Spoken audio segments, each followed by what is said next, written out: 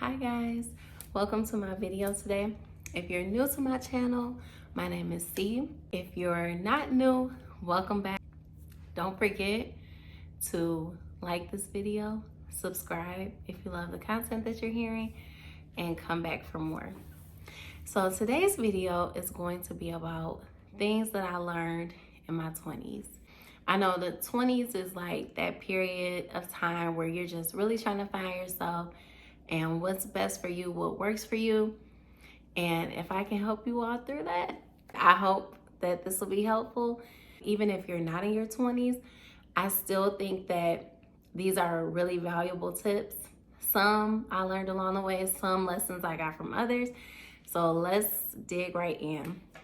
Okay, so I got my little trusty list here. And number one is it's never too late to start over. Your 20s are the best time to explore. I know a lot of times we kind of get settled in this thing that when you graduate from high school, it's go time, right? You got to go to college, you got to get a job, you got to get a place to stay. It's so many little boxes that we're trying to check off that we forget our 20s is the first time that we're really like being on our own. So you got to explore things. You got to see what works for you. You got to see what you love. You can't just jump in and be like, hey, I'm 20. I'm about to bunker down and I'm just going to be who I'm going to be. And that's just it. I mean, if it works for you, then go for it. But for me, I evolved so many times in my 20s that it's maybe ridiculous. But along the way, I discovered more about myself, more about the things that I love, things that I'm passionate about. I got to just really experience some things, and I think that's what your 20s are for.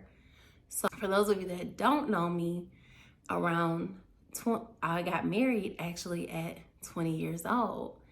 So just before a month before my 21st birthday. Of course, I'm not married now.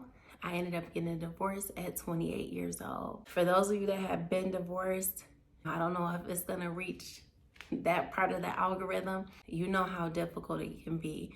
Like making new friends, going back and trying to rekindle those relationships that maybe got lost along the way during marriage, or just getting your own place again, getting stable, depending on what type of divorce you had. When I got divorced, I went back to my parents' house at 28 years old. I started from the beginning, but I'm thankful for that time because it got me to where I am today. So divorce is not the end of your life.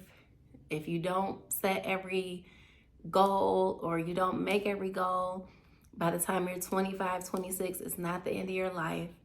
You can start over at any time. So that's one of the biggest lessons that I learned about during my 20s is that it does not matter. If I have to start over, I'm going to start over and I'm going to be successful regardless.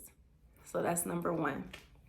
Okay, number two, grieve your losses and keep going. And that's kind of connected to number one about starting over because, okay, when you get divorced, you got to grieve your losses. It was not easy.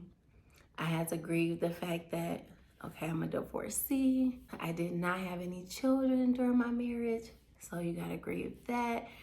And all my life from the time that I was 15, 16 years old, I imagined myself, probably even before that, I imagined myself being a wife, being a mother. I already had my 4 children names that I wanted to have. So I had to grieve that, especially like right around the time that my divorce, came about. I was in the process of going through surgeries, and I'll talk about this to you all in a separate video, but I had to grieve those losses. It was not easy. You're separating yourself and you are, starting a new life. And you have to grieve what you thought was going to be and what didn't end up being. But once you grieve those losses, you got to keep going. You got to keep moving. You can't give up. So grieve your losses, accept the losses, but don't accept defeat. To me, those are two different things. Yes, you may lose, but don't be defeated. Defeated means you don't get up and try again. Lose, accept the lesson, and then keep going. Moving right along to number 3, to speak up for myself. Oh my goodness. I don't want to say that I'm a shy person because I'm not really very shy. I can be a little bit quiet around people I don't know, but I'm not a super shy person at all. Like, that's just not really my personality. But a lot of times I just kind of accepted things and I wouldn't speak up for myself. Okay, you know, I do consider myself to be like a go with the flow type of person. So I'm just flowing along. Okay, that's what we're doing. But I had to learn you can't always go with the flow. And if you don't ever speak up for yourself, people will look at you like a straight up doormat and they will walk right over you. Okay. They will walk on you. They will walk over you. They will stump your little feelings in your heart down into the ground. And I cried many days because I would not speak up for myself, because I didn't feel like I could speak up for myself for whatever reason. You know, sometimes it's our upbringing. Sometimes it's just like our internal makeup of who we are. But once I started speaking up for myself, I started feeling like a lot of the weight of the world falling off of me, because you're telling people where you stand. And that's really important as an adult, especially in your 20s, moving into your 30s, for whatever age you're at. You have to stand up for yourself and let people know exactly where you stand, how you feel, you know, what are your beliefs around things. Stand up for yourself and speak up for yourself. Don't let people think you're just okay with whatever and go with the flow, because going with the flow is not always in your best interest. All right, gotta have me a little sip. I'm sipping on a strawberry acai lemonade. I have not had Starbucks in a while. I've been off the sweets, so I'm doing good. But today I said I'm gonna have a little sweets today. I'm gonna have a little Starbucks, so I got my Starbucks. My next one is number 4, to ask for what you want. This lesson kind of came about because I used to volunteer a lot with an organization that did like a lot of charity work. We would do a lot of events, and I would just volunteer for local things that were going on. And I need to get back to that too, because I loved it. But doing that, I got the chance to work with a lot of older people. And it was this one couple, oh my goodness, I loved them. They were so sweet. Oh, they were so sweet. There was something that I wanted at one of the events that we were volunteering at. And I just said out loud, like, oh, I want that. And the husband was like, look here, don't be afraid of these people. Either they can tell you yes or no. And that's a very simple lesson, right? But how many times do we sit back and not ask for something because we're afraid of what the response is going to be? We don't want to get our little feelings hurt. And when they tell us no, we can't have it. Because sometimes we can be spoiled. I know I am a little bit on the spoiled side. So I know how that is. I applied that little simple lesson, not just to that situation, but I started applying it to a lot more.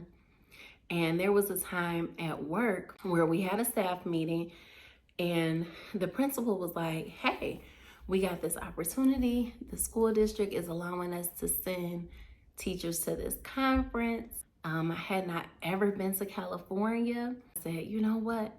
I really want to attend this conference. And I was brand new to the school. I hadn't even been at the school a full year. She was like, well, I got somebody else in mind for this, but if they don't want to go, then you can go. And so she came back to me not too long afterwards, and guess who got to go on that trip? Me. And not only was it a convention or a conference where I could learn more about the curriculum I was teaching and everything like that, but it was on Disneyland's campus. So I got to go to Disneyland. I had never been to Disneyland. I had never been to Disney World at this point. It was a kid's dream. When I was a kid, they always used to have the commercials after people won the Super Bowl and stuff. And it's like, where do you want to go? And it's like, I'm going to Disney World. So that was me. I got to go to Disneyland, y'all. I got to see, oh my God, if you have ever seen the castle and the fireworks, oh, it will melt your heart. Oh, you have not because you ask not. I know that's in the Bible. Asking ye shall receive. That's in the Bible.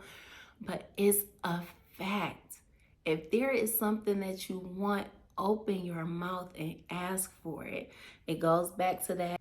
Speaking up for yourself, ask for what you want, and you are opening up doors and windows and opportunities for yourself that a closed mouth does not get. What did they say? A closed mouth don't get fed.